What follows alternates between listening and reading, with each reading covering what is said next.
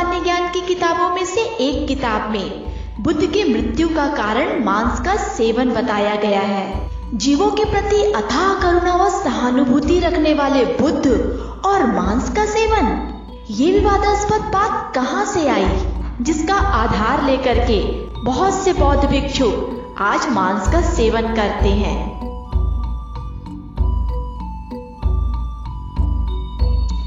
गौतम बुद्ध के पास हर तरह के लोग भिक्षु बनने आते थे।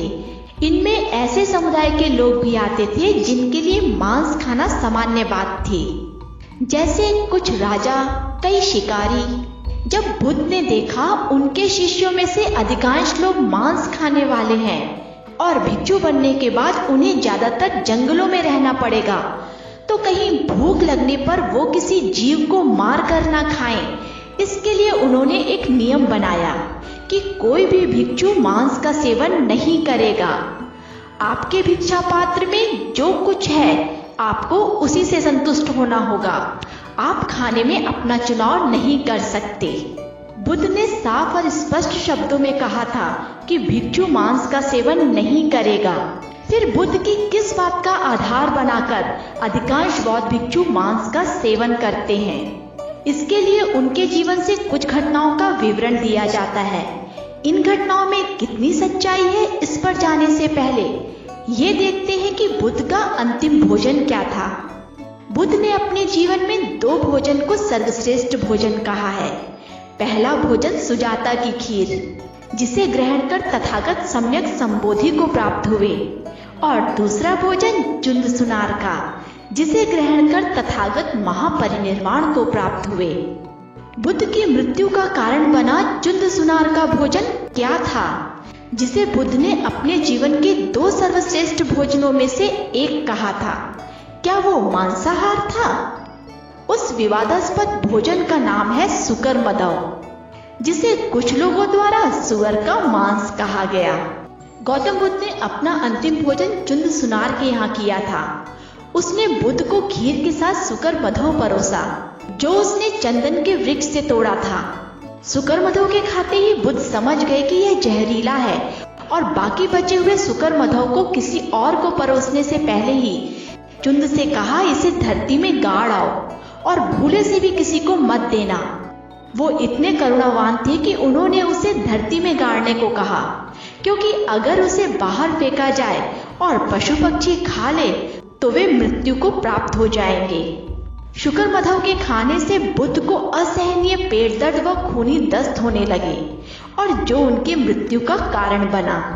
वो अत्यंत ही करुणावान थे। उनकी मृत्यु के बाद लोग चुंद को भला बुरा ना कहें, इसलिए उन्होंने अपने इस अंतिम भोजन को अपने जीवन का सर्वश्रेष्ठ भोजन कहा। सुकर मधव पाली भाषा का शब्द है, और पाली भाषा में मांस के लिए मंच शब्द का प्रयोग किया गया है, मधव का नहीं। पाली भाषा में शुकर मधव का अर्थ कोई वनस्पति या जो जमीन में उगता हो। शुकर मधव एक प्रकार का मशरूम होता है, जिस पर सुअर के बाल जैसे रेशे होते हैं। एग प्लांट, जो बैगन को कहा जाता है, और लेडी फिंगर, जो भिंडी को कहा जाता है। आपने एग प्लांट और लेडी फिंगर सुना होगा। बैगन अंडे जैसा गोल होने के कारण और भिंडी उंगली जैसी दिखने के कारण उन्हें ये नाम दिया गया। इसका मतलब ये नहीं कि जो उसे खा रहा है वो अंडा व स्त्री की उंगली खा रहा है। आपने शुकरकंद भी सुना होगा, जिसे आजकल शकरकंद भी कहते हैं। इस प्रकार शुकरकंद और शुकर मधव, इनका सुअर से कोई लेना देना नहीं है। इस तरह हम देखते हैं कि बुद्ध का अंतिम भोजन मांस नहीं था।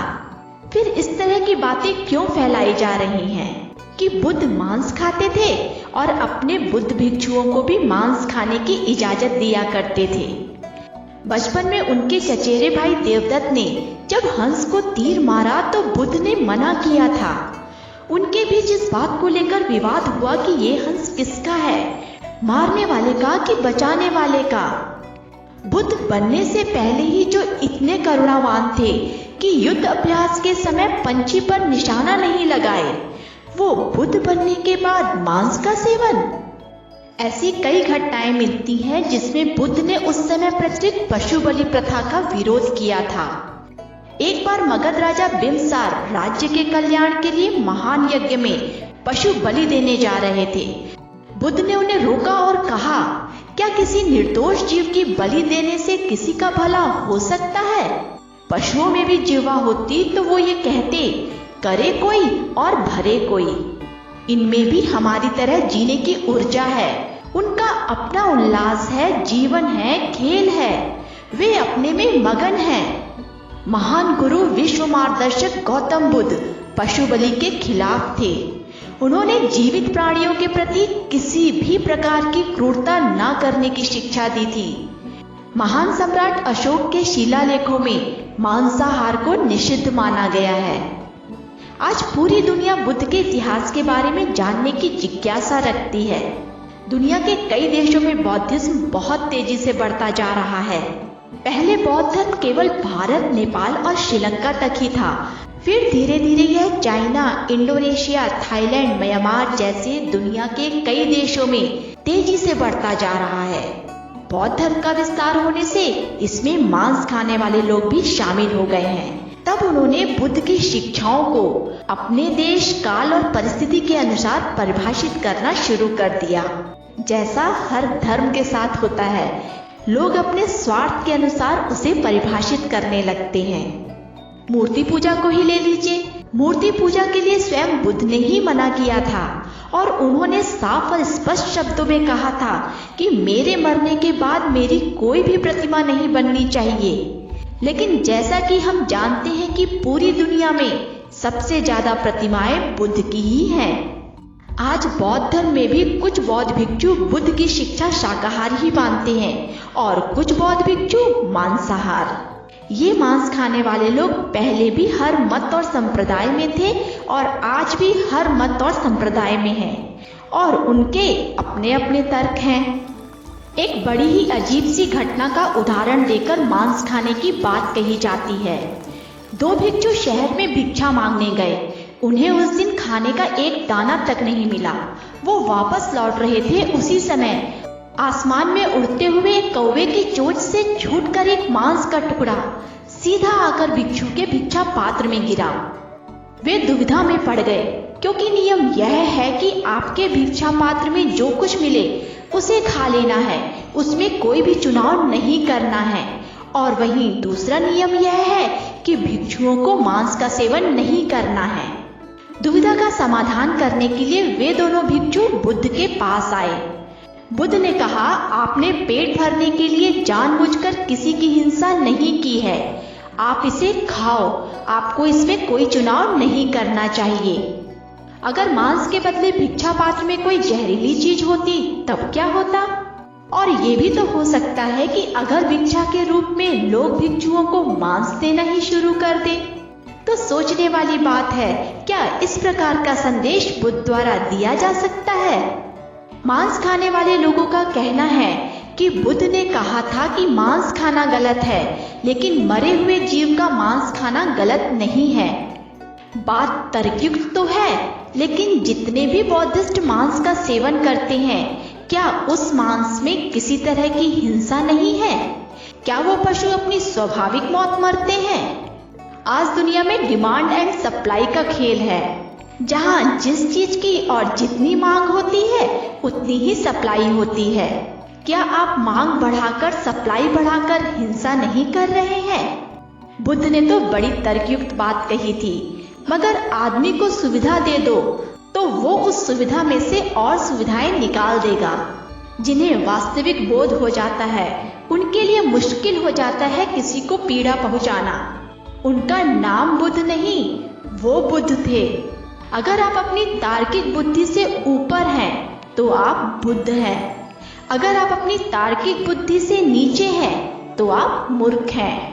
और अगर आप अपनी तार्किक बुद्धि में हैं तो आप लगातार दुखी हैं। कुछ लोगों का कहना है कि बौद्ध साहित्य में मांस खाना लिखा है। इसके लिए वो गौतम बुद्ध का नहीं, कश्यप बुद्ध की बात का उदाहरण देते हैं। कश्यप बुद्ध का कथन है कि जीव हिंसा, मार काट, बंधन चोरी, झूठ बोलना, छल कपट, ठगी, निरंतर ग्रंथों का वाचन, पराई स्त्री का सेवन इत्यादि आम गंध है, न कि मांस का भक्षण। आम गंध से अभिप्राय सड़ा हुआ मांस व उसकी दुर्गंध से है। यहाँ तुलना की गई है, केवल मांस का भक्षण ही बुरा नहीं है, ये सारी चीजें सड़े हुए मांस के दुर्गंध के समान बुरी हैं। इसमें कहीं भी ये नहीं कहा गया कि मांस खाना सही है। इन्हीं साहित्यों में बुद्ध और जीवक कुमार भट्ट का संवाद है, जिसमें बुद्ध ने कहा है कि जो कोई तथागत या उसके शावक के उद्देश्य से जीवों को मारता है वह पाप कमाता है। बुद्ध तो इतने करुणावान और दयावान थे कि वो केवल मारना और हत्या करने के पश्चात मांस को ही नहीं, वो तो केवल जीव को लाने के आदेश देने को भी, वो फंदे में डालकर खींचने को भी और वो मारने का आदेश देने वाले को भी, इन सब को पाप कहते थे। कई लोग कहते हैं कि बर्फीले स्थानों में या रेगिस्तानों में जहाँ खाने के लिए शाकाहार भोजन नहीं है, वहां पर हम अपनी जान बचाने के लिए मांस खाते हैं। देखा जाए तो ऐसी परिस्थिति कितने लोगों के सामने उत्पन्न होती है। जाहिर सी बात है, बहुत ही कम लोगों के सामने। अधिकतर लोग तो केवल अपने स्वाद के लिए मांसाहार का सेवन करते हैं। कुछ का कहना है कि अगर हमें परोस दिया गया तो हम इनकार नहीं कर सकते, लेकिन अगर आप खाएंगे ही नहीं तो लोग आपके सामने परोसेंगे भी नहीं। बात स्वाद की है। कामना को तृप्त करो, फिर कामना को जायज ठहराने के लिए तर्क प्रचारित करो। जब तक हम जीव हैं, हम पूर्ण रूपेण पीड़ा रोकने में सफल नहीं हो सकते, क्योंकि हमारी सांस लेने में ही कितने जीव मर जाते होंगे, हमारे चलने में ही अनगिनत जीवों की हत्या हो जाती होगी। हम उनके बारे में कुछ नहीं कर सकते, मगर अगर आप में बोध उठा है तो उतना जरूर करिएगा जितना आप करने की क्षमता रखते हैं। और इतनी क्षमता तो आप में जरूर है कि मांस खाए बिना भी जिंदा रह सकते हैं। मांस की कीमत मांस नहीं पैसा है, तभी तो मनुष्य उसे कितना चाव से खाता है। आंखें कितना रोती हैं जब उंगली अपनी जलती है। सोचो उस तड़पन की हद जब जिस्म प्यारी चलती है। बेबस्ता तुम पशु की देखो, बचने के आसार नहीं। जीते जी तन काटा जाए, उस पीड़ा का पार नहीं। सभी मृत्यु से डरते हैं, सभी को अपने जीवन से प्रेम है। अपने आप को दूसरों में देखें। विशाल हृदय, दीन जनों के प्रति अद्भुत सहानुभूति, प्राणी मात्र के प्रति आश्चर्यजनक करुणा में ही तथागत का महान गौरव समाया है। फिर मिलेंगे दोस्तों, तब तक के लिए खाने में आप कुछ भी खा सकते हैं, मगर किसी की आस्था का अपमान मत करिए। जीव है तो जीव के दर्द को समझिए। इस खूबसूरत दुनिया को और खूबसूरत बनाइए। कितनी सोहनी है दुनिया।